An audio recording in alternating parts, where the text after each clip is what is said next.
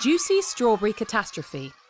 As the sun rose over Plumpton village on a beautiful summer's morning, Etta Earth pottered around her kitchen garden, nattering away to her plants, shrubs and trees. How are you this morning? She asked the blueberries, bending down to inspect them closely. Not blue enough. She stood to walk on when a kerfuffle by the strawberry patch caught her attention. Oh my, that is a lot of noise for a strawberry patch. Whatever could be the matter? Look at that one. Oh, Etta, there you are. Chirped Blue, Etta's feathery friend. You must sit down and get ready for a wonderful surprise. Oh, I do love surprises. Etta plonked her bottom down on the wooden bench as Blue flapped excitedly around her head. Look. Blue moved himself out of the way, revealing a grinning Spike the Hedgehog, who was holding a rather fine-looking strawberry. Etta's eyes widened. Here you go, Etta. Thank you, Spike. Oh my, this strawberry is the perfect shade of red. Oh, the perfect balance of juicy sweetness. We must pick them all at once. Etta rushed back to her cottage to fetch her picking basket. In a flash, she was back at the strawberry patch, kneeling on the ground, picking the juicy berries. Oh, morning, Etta. The sleepy voice belonged to Trixie the caterpillar. Morning, Trixie. Are you hungry? Oh, as a matter of fact, I'm rather ravenous. Oh, good. You must try one of my delicious strawberries. I think they might be my best yet. Tell me what you think. Oh, why, thank you. Yum, yum, yum, yum, yum, yum, yum. Oh, Etta, they are truly delicious. By lunchtime, the whole village was talking about Etta's juicy strawberries. By tea time, a long queue had formed outside Etta's garden gate. In fact, the entire town was queuing up to taste Etta's strawberries, and by sunset, they had all gone, except for the punnet Etta had saved for her friends, Blue, Spike and Trixie. That evening, they all sat in Etta's kitchen garden, enjoying the fruits of her hard work. The next morning, Etta woke, stretched, and then remembered how happy her strawberries had made the people of Plumpton. My strawberries made everyone so happy. I can't wait to see what goodies my garden has for them today. Then she hopped out of bed and got herself ready for her very favourite hobby, gardening. However, when Etta opened her curtains, she got a shock. Oh my! The people of Plumpton were all queuing outside her garden gate again. Etta hurried downstairs to find out what they all wanted. She didn't have to wait long, for as soon as the villagers saw Etta, they began to shout for more strawberries and wave their empty punnets in the air. Blue! How many ripe strawberries are there today? I'll go and check. Please hurry. Morning, everyone. Etta, your strawberries are wonderful. How did you do it? Oh, Etta, please say some scrummy, juicy strawberries to share. Etta! Let's have a photo of you and your strawberry fans for the Plumpton Gazette. Oh, help! At that moment, Blue flew back and whispered discreetly into Etta's ear. There are only small green strawberries left, Etta. What shall we do? Oh my, I'm not sure. Thank you, Blue. Etta turned back to the crowd. Thank you all so much for your very kind words. I just have a slight problem. The next crop of strawberries aren't quite ready. Oh no, when will they be ready, Etta? Yes, Etta. How much longer is this little boy going to have to wait? They probably won't be ready for a few days. So 3 days. At least. You heard it here first, everyone. 3 days. The reporter began to scribble in his notebook. Come on, everyone. Etta has work to do. We'll be back in 3 days. Oh, no, they might not be. That was only a guess. But no one was listening, and the crowd began to walk away, muttering miserably to each other. 3 days, Etta. Do you really think the strawberries will be ready by then? I hope so. Oh, Etta. She rushed off to fetch her watering can. If the strawberries stood any chance of being ready in 3 days, they would need lots of water. As Etta showered the strawberry plants, she noticed something on the leaves. Oh no, pesky aphid flies. Shoo! Go on, shoo! But the aphids didn't take any notice of Etta, so she called her friends the ladybirds, who loved to eat naughty aphids for breakfast, lunch and tea. Hello, ladybirds. Hello, Etta. Isn't it a fine morning? It is a fine morning. You must be feeling peckish. Luckily for you, there are lots of tasty aphids on these leaves. Feel free to help yourselves to as many as you like. Oh, thank you, Etta. Don't mind if we do. Etta fussed around the strawberry patch all day, weeding, watering and adding compost from her compost heap to feed the soil with lots of natural goodness.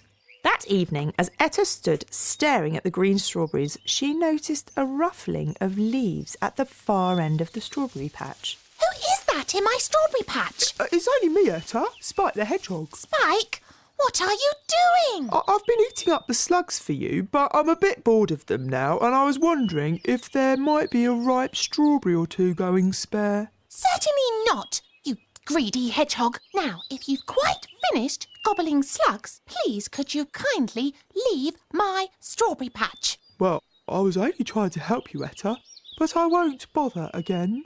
And with that, Spike skulked off in a huff. Etta knew that no matter how much she fussed and watched, wished and hoped, the strawberries were still far from being ready to eat.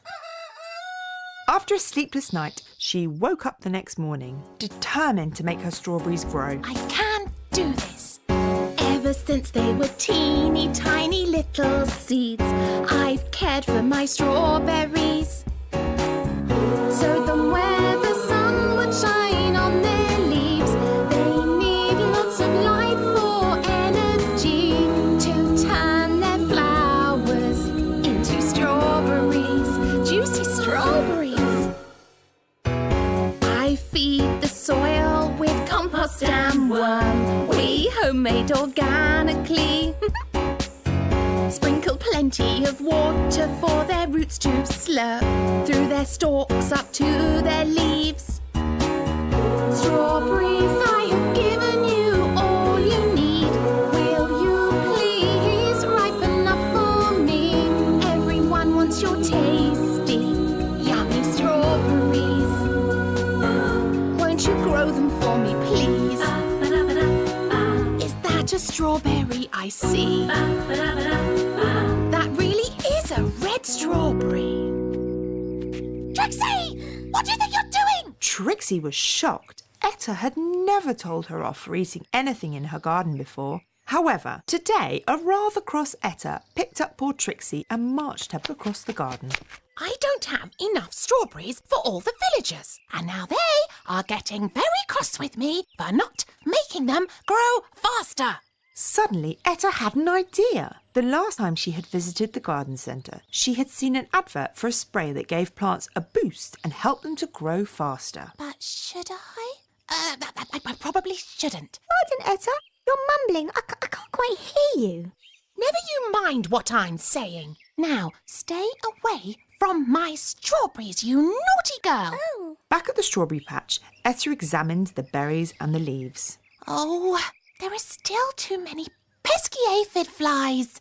It's probably nothing the ladybirds can't handle, but then again, in the garden centre there is a spray that can help the ladybirds move the aphids on. Maybe I'll just pop along and take a little look.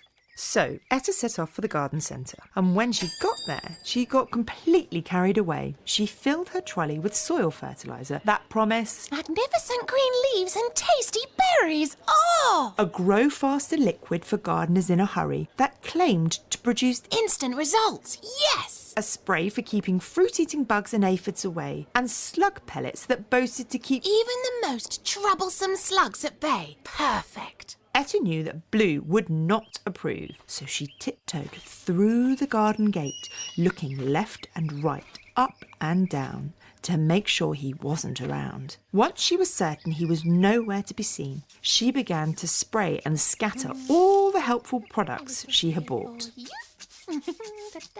Oh, and you. Hi, Etta. Etta jumped up into the air.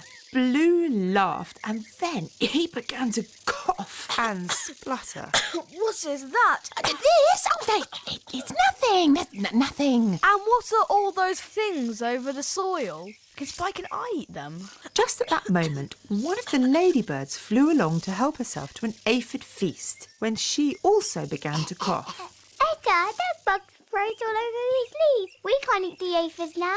We'll get poisoned by the chemicals in the spray too. Etta Earth, what have you done? Oh, be quiet. This is my garden, Blue, and I will do whatever I must to help my strawberries grow. You mean to grow quickly to save you the embarrassment of having to tell the villagers that the strawberries are still not ready? That is not true. But Etta was lying and she crossed her fingers behind her back. Etta, you said that sprays are really bad for all the creatures that live in your garden. I haven't used that much. Just enough to give my strawberries a little boost. Blue was so upset and his cough was making him feel so poorly, so he flew away in disgust. For the rest of the day, Etta squirted her new miracle sprays. Just a little here.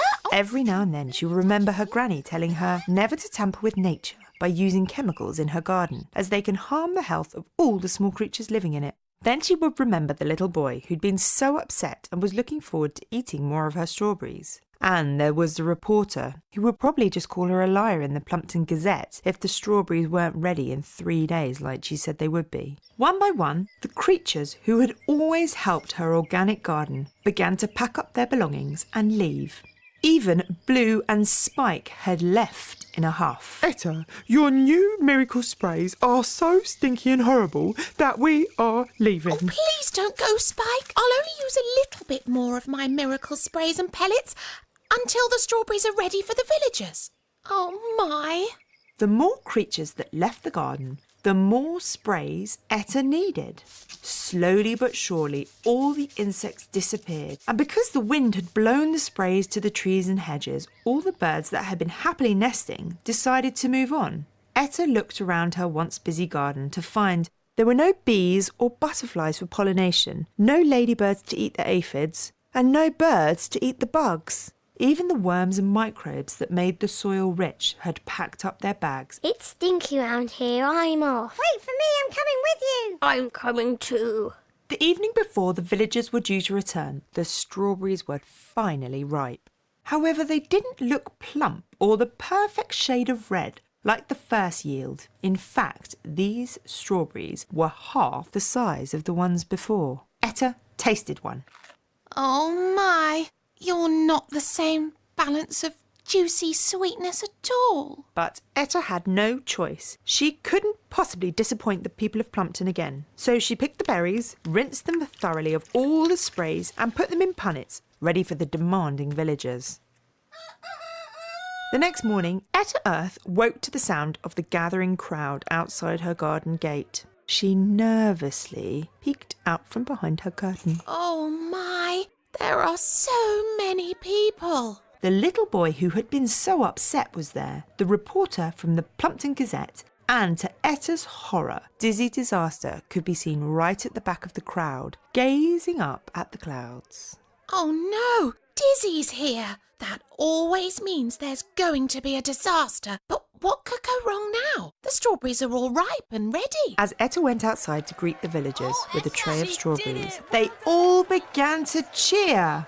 The reporter from the Plumpton Gazette hurried over and took a photo of Etta and her strawberries, but Etta didn't look very happy at all. One more, hold it there. There we go. Let me help you with those strawberries. We've kept the good people of Plumpton waiting long enough. With that, the reporter began passing the punnets around the crowd. Like some strawberries? Oh, thank you. Yuck. They're not very juicy. And they are too small. Said an old lady with her nose all wrinkled up in disgust. Everyone began to grumble and plonk their punnets back on the tray. Etta Earth lets down strawberry fans. This is going to be my front page story. But I... It was no use. Everyone returned the strawberries and stomped off in a huff. All except for one person. Oh, Etta, I know exactly what's happened here. Etta saw Bod Biodiversity looking at her sympathetically. Have you been tampering with Mother Nature? Yes. I bought some sprays and pellets to try and help my strawberries. But you know that nature is a delicate balance, and if you disturb it with sprays and pellets, it can cause all sorts of trouble. Just look around your garden. Where are all the creatures? And your friends, Blue and Spike? They've gone. And Trixie? Oh, Etta. I just hope that Blue, Spike and Trixie can forgive me and will come home. Don't worry. As long as you don't use any more nasty sprays, your friends will eventually return to your kitchen garden. Bod was right. Before long, Etta's garden was a hive of activity once more, and Etta promised to be patient. I will never tamper with Mother Nature's work again. And I'll make sure of that, Etta. And so will I. Your granny always said organic kitchen gardens are much healthier for everyone. The Juicy Strawberry Catastrophe, narrated by Helen Martin, Etta Earth and the Granny, played by Gemma Anderson. Blue, played by Lucas Saunders. Spike and Trixie, played by Helen Martin. The Ladybird, played by Isabella Saunders. The Upset Little Boy, played by Theo Saunders. Bod Biodiversity, played by Joe Churchman. The Reporter, played by James Saunders. Script Consultant, Siobhan Curran. The Juicy Strawberry Catastrophe, written and produced by Joe Churchman. The Juicy Strawberry Song, written and produced by LFO Sound. Lyrics by Joe Churchman and James Saunders. Vocals by Gemma Anderson. You have been listening to an EcoTales production.